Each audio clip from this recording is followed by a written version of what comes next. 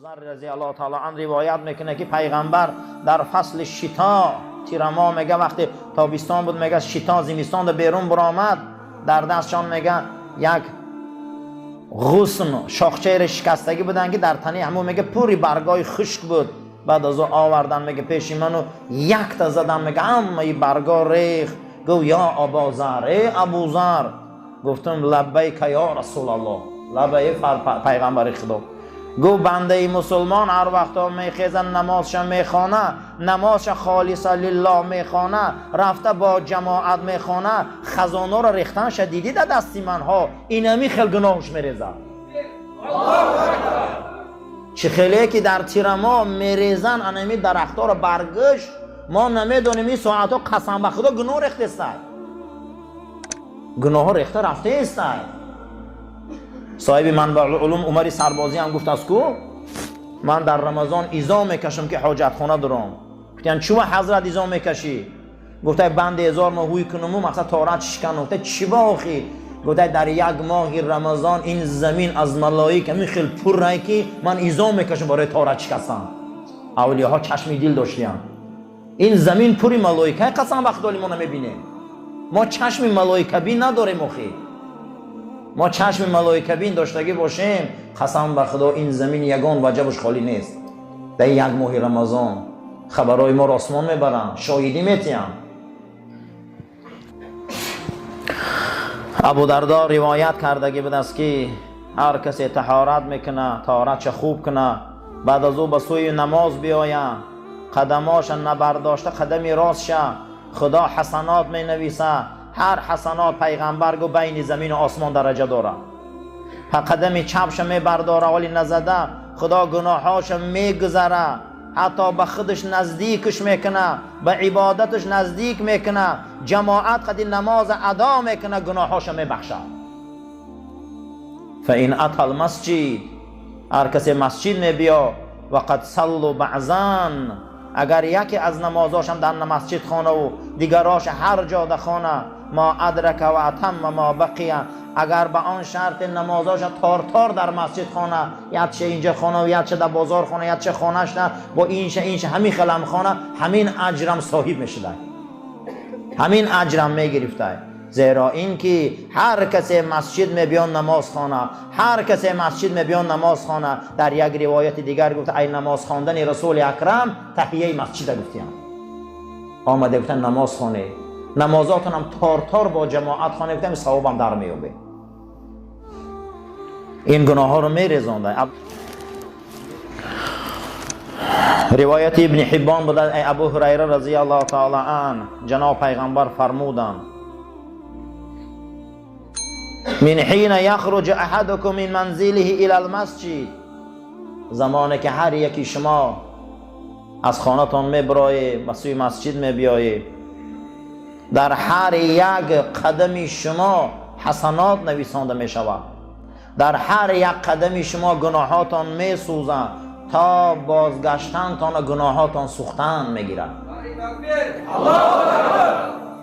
من این حالتی که ما در همه جا میشینیم ملائکه هست که گریان کردن آتش و نامه های اعمال سیاه ما رو در همه پرتاخته سیان که من سوز رسوا شوه زیرا اینا اهل مسجدن. در زمانی هارون الرشید قسم میخوره که به زنش طلاق قسم میخوره. هارون الرشید خلیفه عالم اسلام میگه زنش خیلی جنجال میشه میگه در همین زمان کجایی ده که من راهبر نباشم تا اگر همو جده شینی تو به من طلاق قسم میخوره. هارون الرشید دنیا در دستش بود همین فکر میکنه که یگان جای دنیا نیست که راهبر نباشه کجا برای میزن شد فرزنددار و همین فکر میکنه میگن یگانه آدم قاضی ابو یوسف ای کارو باید حل کنه. حضرت قاضی القضات بدیم شاگرد حضرت امام ابو حنیفه و میگن چیکار کنیم؟ میگن قسم خورده خلیفه زنی حضرت میبره در مسجد میشیرونه میگه این مسجد خانه خلیفه نیست این خانه خدا است. یک سوتکه میشینه و از طلاق چی میشه و ساقط میشه. این مسجد خانه خدا های قسم به خدا این زمین های مسجد وقف الهی هم. روایت ها میبیاره که 40 سال پیش در مسجد از جنت ملائکه ها در زمینش خاک آورده میزدیم این مسجد زمینش صاحبش خداه. در دنیا نمون میشینه میگه اینجا ده هارون رشید خلیفه نیست، دنیا در دستشان باشه، این مسجد ها میگه خانه خدا هم. تو طلاق نمیشه اینجا شین. بعد از اون میگه وقتی یک نماز میشینه و از قسمش چی میشه میشکنه، میگه با گشت زندگیشم میبینه. برای همین مسجد خانه خدا هم برادرها. این ملک هیچ کس نیست. ما رنگ یهودی ها برای مسجدامون خاصی خمون نمیندازیم که فقط باید ما درویم. کسی میدروه در آمدن گیره. بینن اینجا رحمت های. اینجا برای ما و شما یک 4 دیوال نمیتوه. این 4 دیوال نیست. این 4 دانه خیش نیست. این پلسک سوز نیست. این محراب و این چراغان نیست. همین گونه مسجد خداوند مادری مریم در آورد، مریم پیچاندگی بود، در آورد درون مسجد قدس که هم 4 دیوال بود. گو پروردگارا این مریم من در راه تو فدا کردم که خدمت همین جا کنه. برای همین وقتی که در همین 4 دیوالک و 4 خیش مریم بخشید، خدا برای مریم عیسی مسیح داد.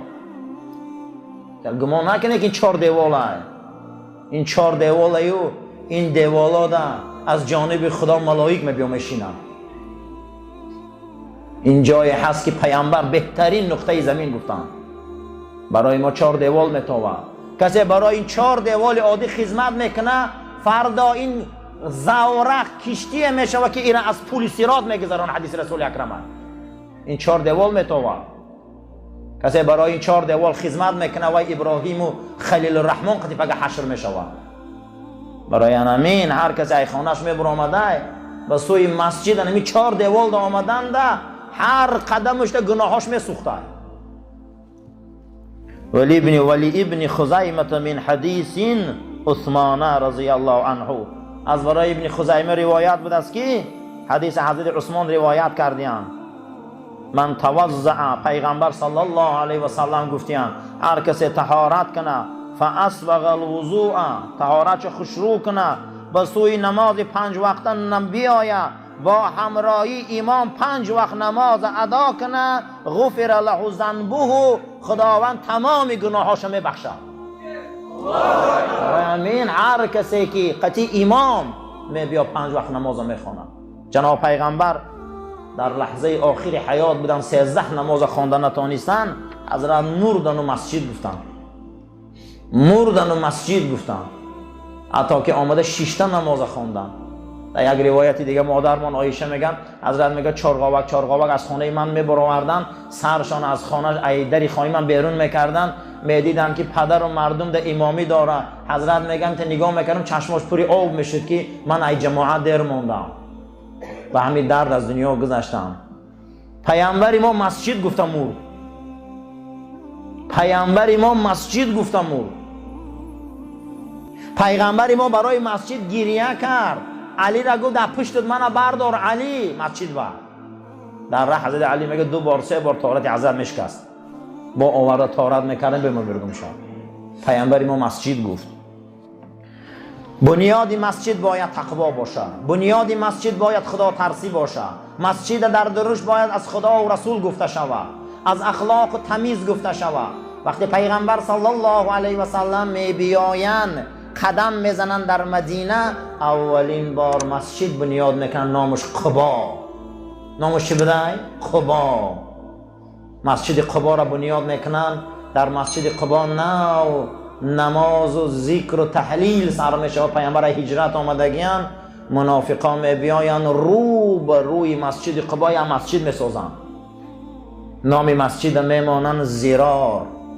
نام مسجد چی بوده؟ زرار. خدا داستانی را در سوره توبه میبیارن.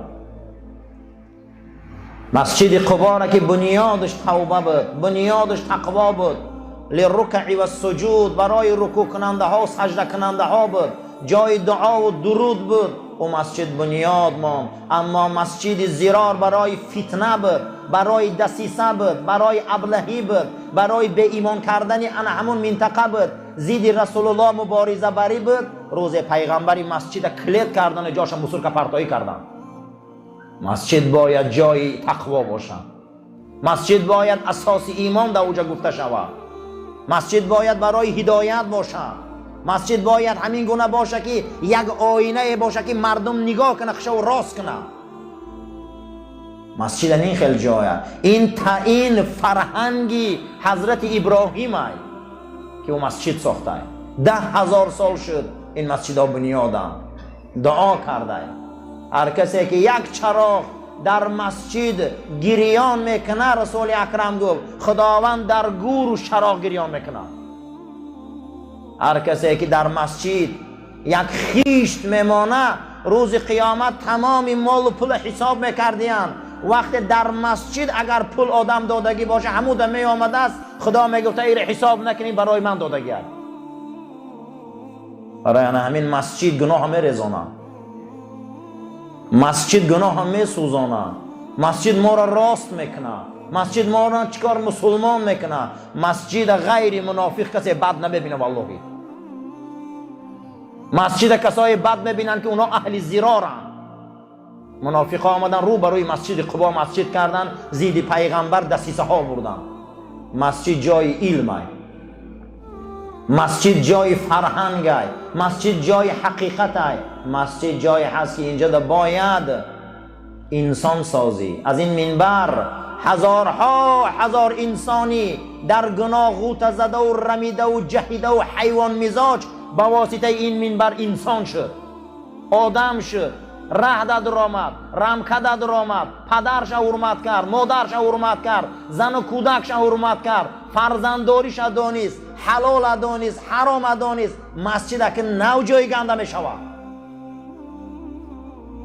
این مسجد بسیار آدم ها بسیار چیز گرفتن، هزارها هزار گپ یاد گرفتن، خداشان راست کردن. صدها انسانی رمیده و انسانهایی که ای رمکه انسانگری بیرون بودن در این مسجد راست شدن.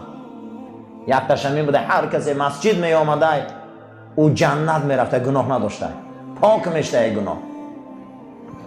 حدیث ابو هریره روایت کرده که رسول اکرم صلی الله علیه و سلم فرمودند صلات الرجل فی الجماعت، نماز مرد در جماعت چنان زیاتی و دوچند می شود از نمازی در خانش می خواندگی. گفتن چند قد زیاد میشه یا رسول الله صلی الله علیه و سلم؟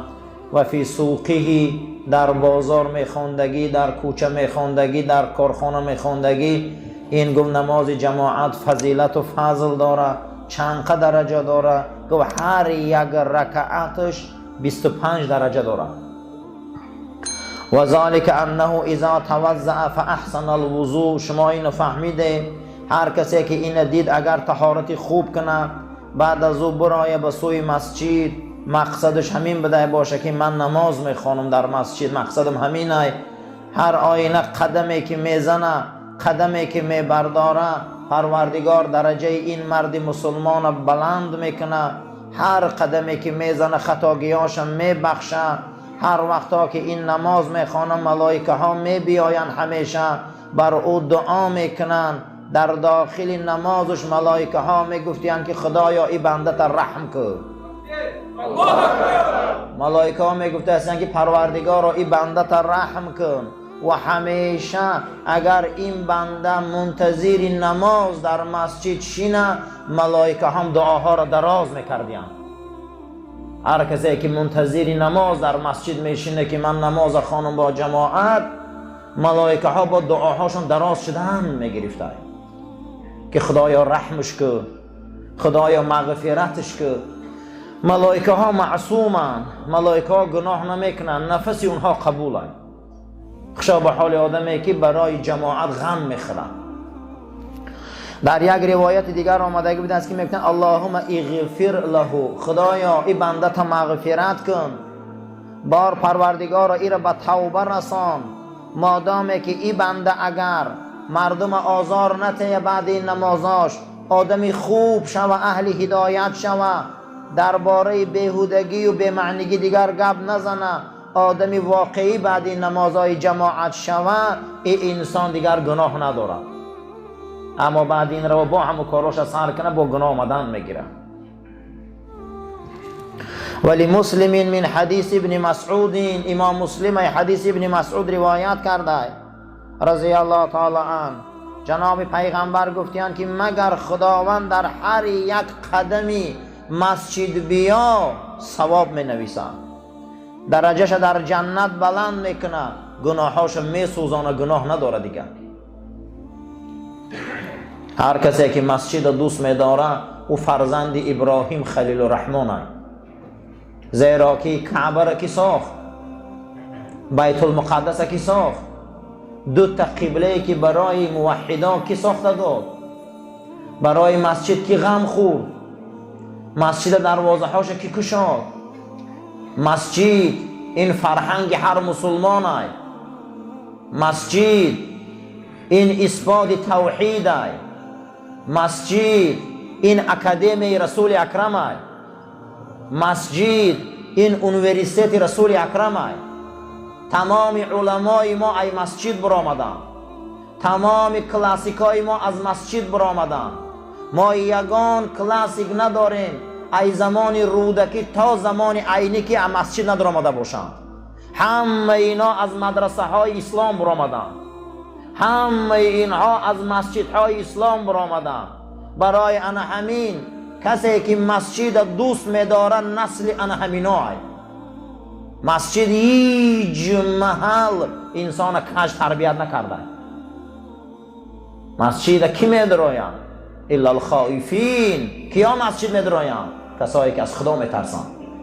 کیا مسجد می‌بیایند؟ کسایی که از خدا پروا دارند.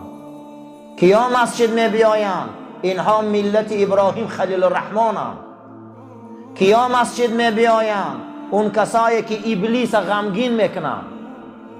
هر کسی که در کعبه مکه سجده میکنه قبله ده، هر کسی که مسجد دوست میداره وای فرهنگ ابراهیم خلیل الرحمن زنده کرده. هزارها امپراتورها از بین رفتن، هزارها امپراتورها نیست شدن. اسکندر با این امپراتوریش نیست شد، مغول با این ظالمیش نیست شد. هزارها هزار مسجدها کلوبخانه ها شد، اما روزه شد فرهنگاشون نیست شد. اما فرهنگ ابراهیم خلیل الرحمن 10,000 سال بنیاد این مسجد ها. این مسجد 10,000 سال میشه و کعبه را آن روز کسی پرست نبود. امروز در اطراف کعبه جای سوزان پرتایی نمی‌یابید. این فرهنگ حضرت ابراهیم است. برای اینجا دعا کرد، برای اینجا درود گفت. دعای ابراهیم مسجد آباد کرد. دعا میکنیم که اللهم ربنا آتنا فی دنیا حسنة و فی الاخرة حسنة و قنا عذاب النار. پروردگارا درهای مسجد را در دنیا کشاده گردان، نمازخوانش زیاد گردان، از این مسجد آدمای نمونه برار، مسلمانای واقعی برار و برکت این مسجد همون اجر مکافات پیامبر گفته ما نصیب گردان. گناههای ما را درگذر. ربنا لا تزغ قلوبنا بعد اذ هدیتنا و هب لنا من لدنک رحمة انک انت الوهاب. آمین یا رب العالمین.